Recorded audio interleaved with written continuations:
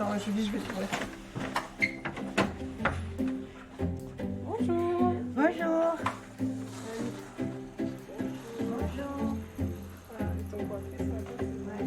Mots Parleurs, un podcast de lecture à voix haute, réalisé par des adolescents et adultes à l'hôpital partout en France. Pour cette première saison, Mots Parleurs redonne voix à des œuvres de littérature en lien avec la thématique de la peur, objet inspirant des Nuits de la lecture 2023. Ce podcast est une création originale du Centre national du livre, en partenariat avec l'assistance publique Hôpitaux de Paris. Nous nous trouvons dans la salle polyvalente du Centre d'activité thérapeutique et d'éveil, service des éducateurs spécialisés à l'hôpital San Salvador, hôpital accueillant des personnes en situation de polyhandicap. Dans cet épisode, vous entendrez la voix de Aurélie, Julie, Daniel, Maïté. Jean-Pierre, Mohamed, Céline, Paul. qui liront des extraits du livre Ne le dis à personne d'Harlan Coben, paru aux éditions Pocket.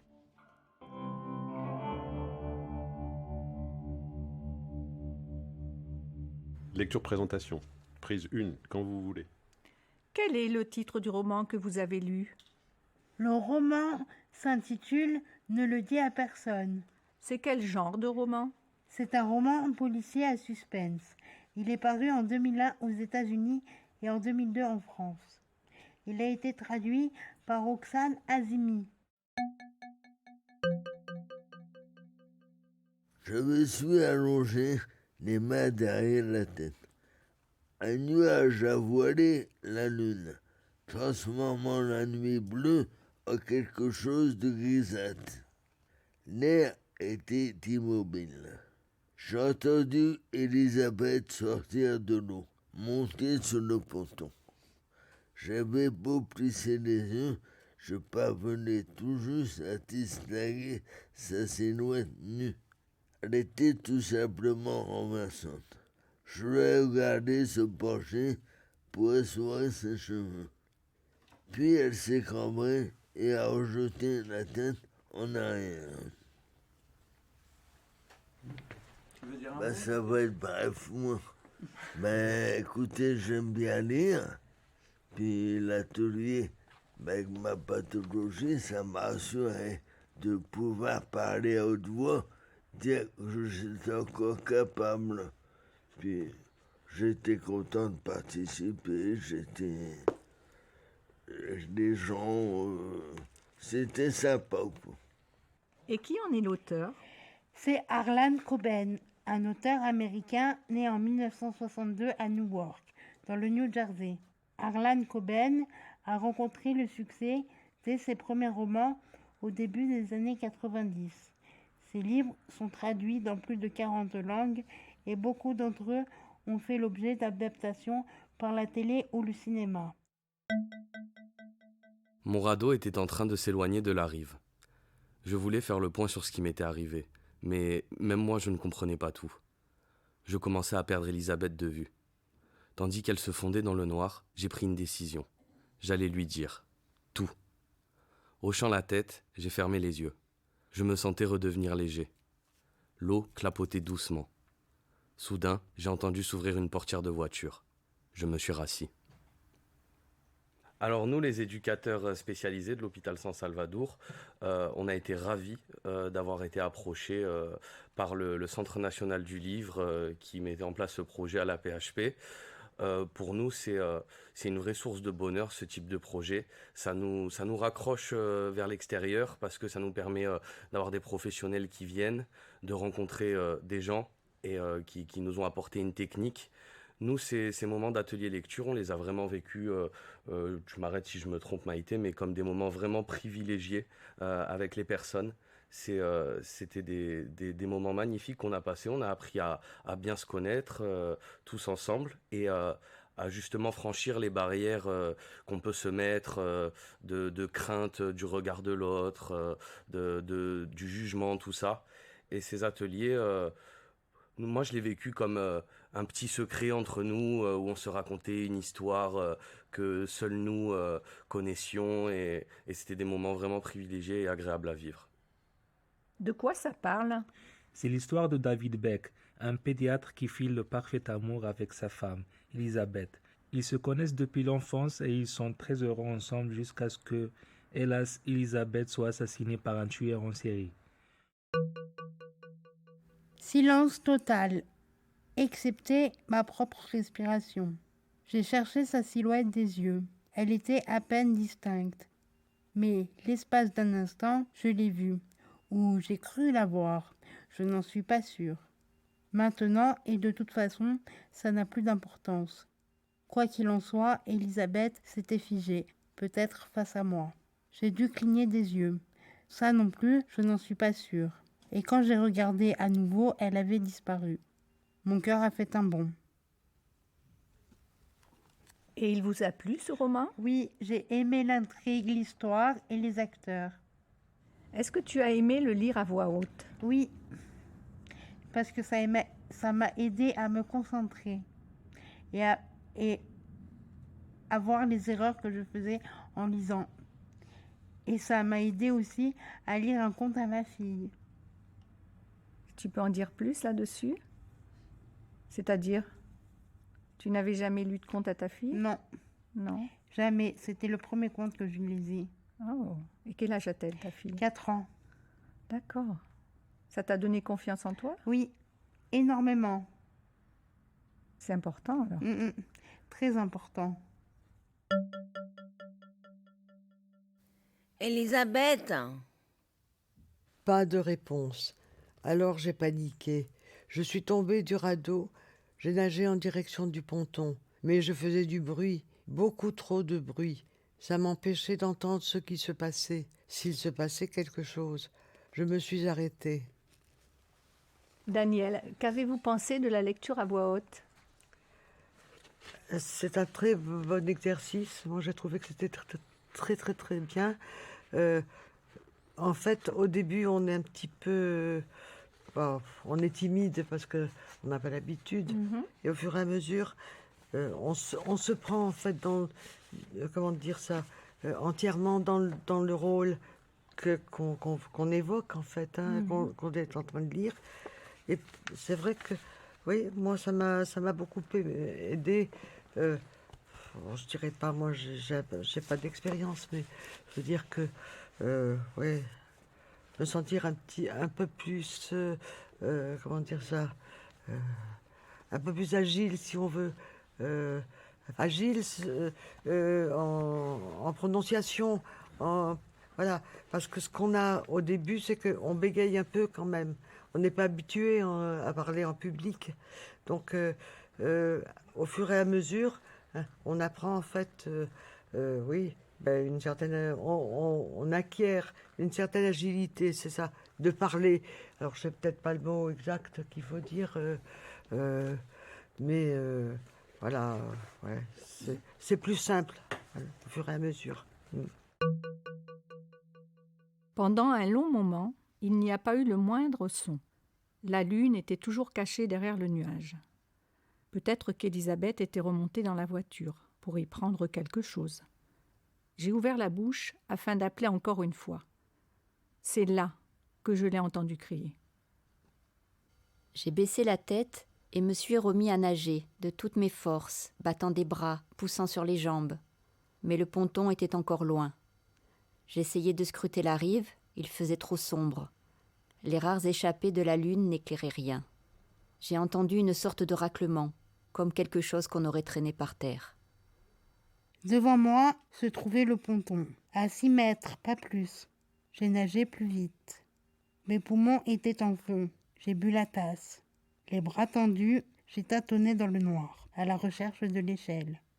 Je l'ai empoignée et je me suis hissée sur le ponton. Les planches étaient mouillées. J'ai regardé la cabane. En vain, il faisait trop noir. Elisabeth, Quelque chose du genre batte de baseball m'a frappé droit au plexus. Les yeux exorbités, pliés en deux, suffocants, j'ai cherché mon souffle. Un nouveau coup, cette fois sur le sommet du crâne. J'ai entendu un craquement, comme si on m'avait planté un clou dans la tempe. Mes jambes se sont dérobées, je suis tombé à genoux, totalement désorienté, Je couvert ma tête de mes mains pour essayer de me protéger. Le coup suivant, le coup final, m'a atteint en plein visage. J'ai basculé en arrière, dans le lac. Mes yeux se sont fermés. J'ai entendu Elisabeth hurler de nouveau. Cette fois, elle criait mon nom. Mais les bruits, tous les bruits se sont dissous, tandis que je m'enfonçais sous l'eau. Ce qui m'a plu dans cet atelier, c'est le fait de, comme elle a dit Daniel, qu'au début on était tous timides, on était tous stressés, on voulait faire les choses bien alors que c'était le contraire. On était très stressés, on voulait... Mais au fur et à mesure, on s'est habitué, on a pris le rythme, on s'est mis chacun à son rôle maintenant, chacun sait ce qu'il doit dire, lire et tout. Ça t'a donné un peu de confiance en toi? Ouais, en plus. Et l'entraînement aussi, ça aide aussi.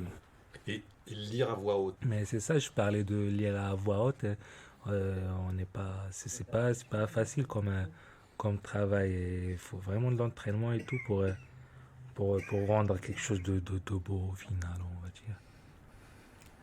De lisable ou de... Voilà.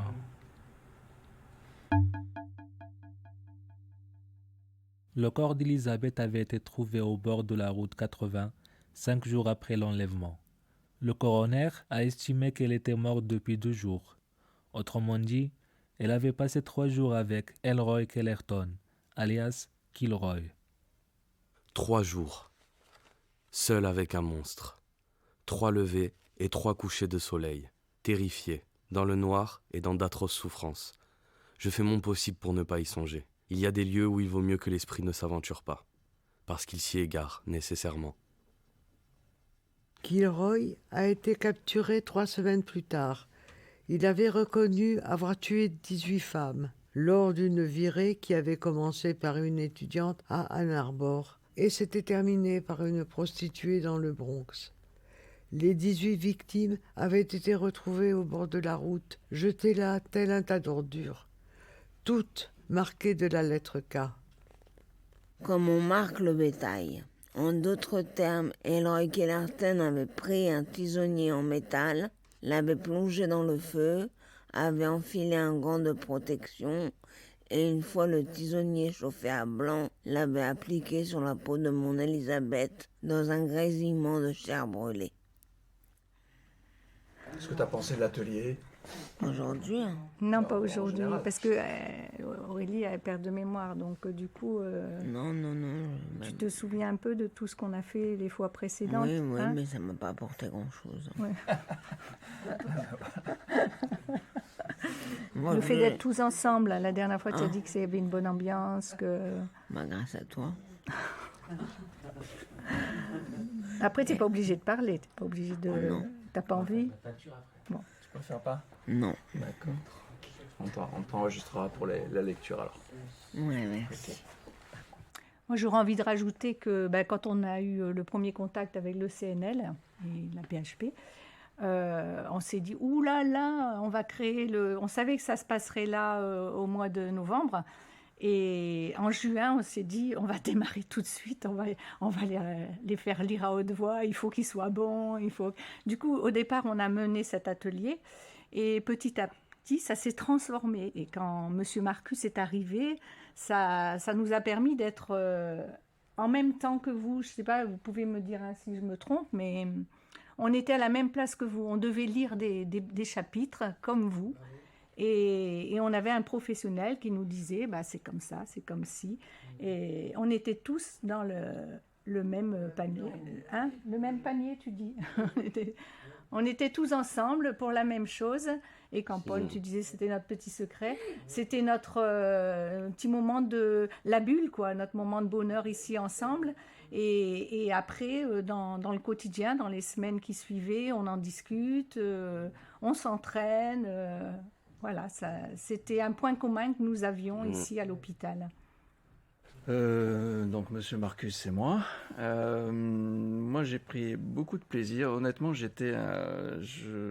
quand on m'a proposé cet atelier, donc avec des personnes malades, qui avaient un lourd handicap pour la plupart. J'avais jamais fait ça et j'étais un petit peu, comment dirais-je, un peu effrayé quelque part. Ouais, je savais pas trop comment, à quoi m'attendre exactement, mais je me suis dit bon, allons-y, on verra bien comment ça se passe. Et c'est vrai que comme ils le disent.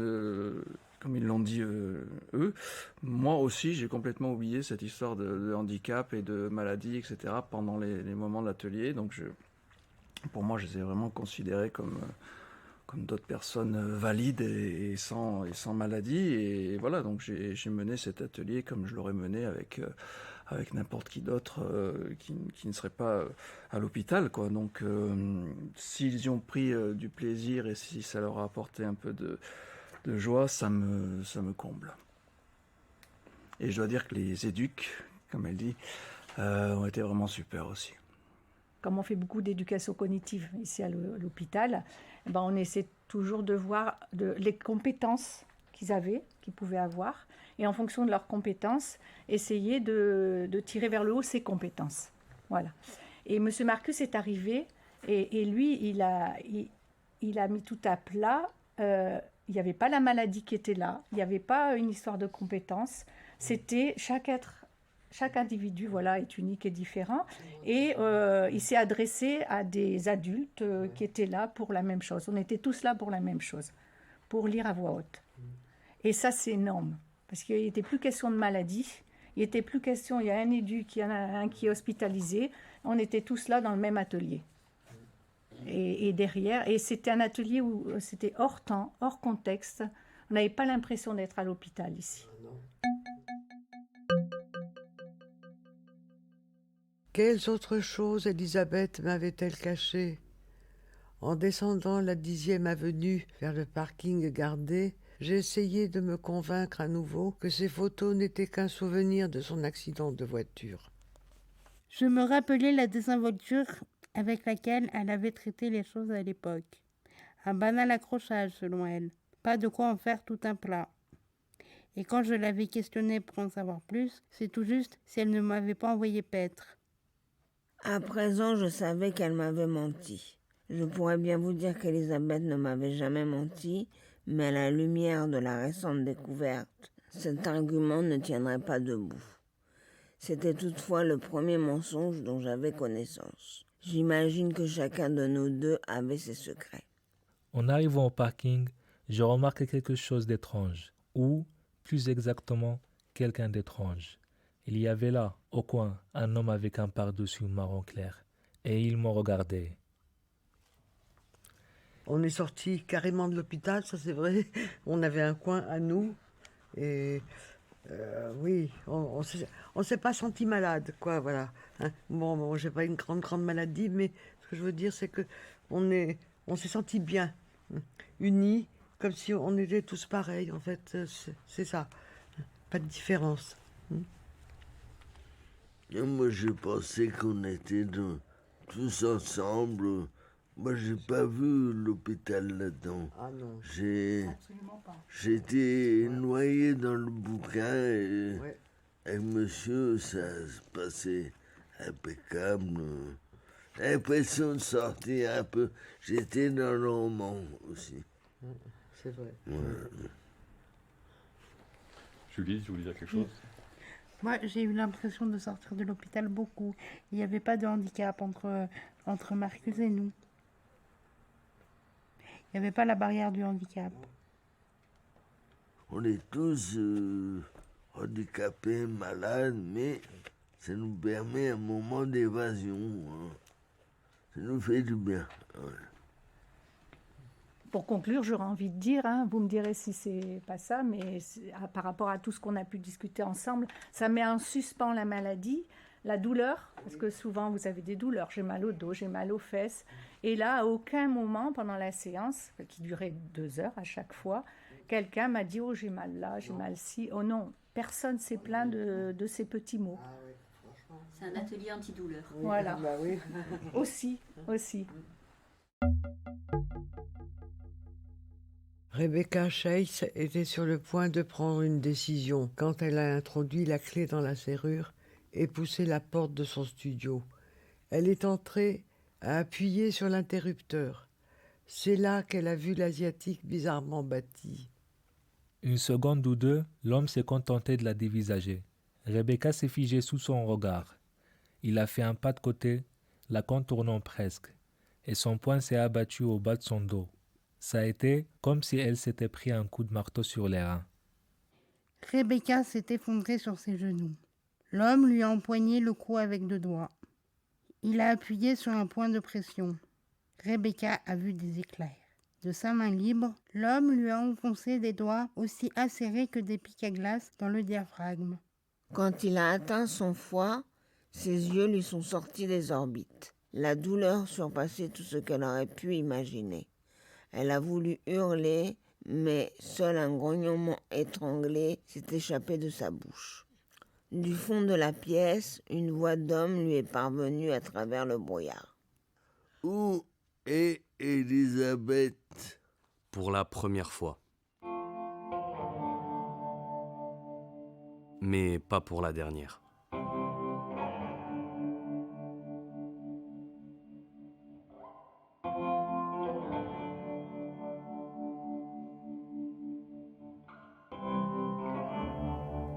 Je suis fier de vous.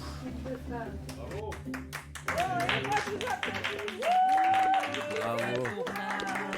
C'est une fin de tournage. L'épisode que vous avez écouté a été réalisé par des patients et personnels de l'hôpital San Salvador de l'assistance publique Hôpitaux de Paris, situé à Hyères, et accompagné par Marcus Malt.